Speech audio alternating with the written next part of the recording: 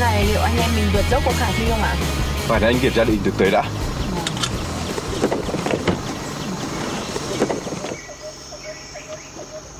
Thế nào nhỉ ạ? Dốc cao nhưng vừa góc tới đầu xe, đường thì chân tường, chúng ta tiếp tục đi tiếp.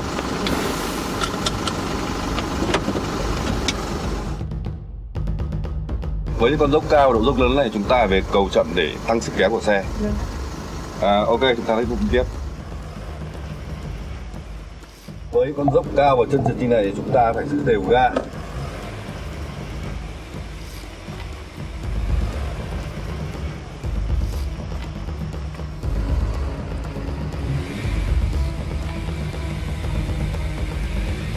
Không đánh lái gắt, hạn chế dùng phanh vì có thể gây mất lái.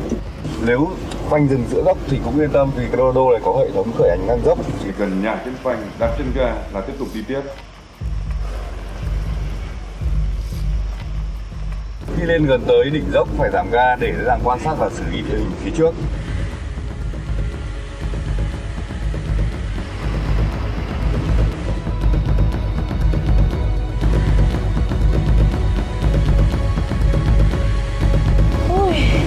Thầy quá qua rồi, bây giờ em vẫn còn chưa hết run anh ạ.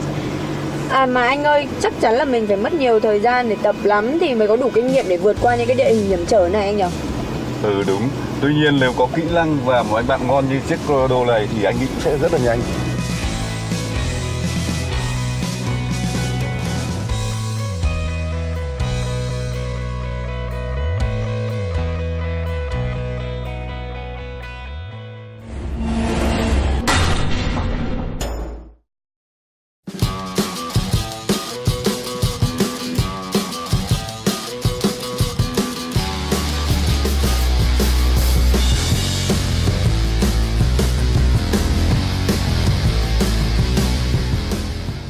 Find new roads, Chevrolet.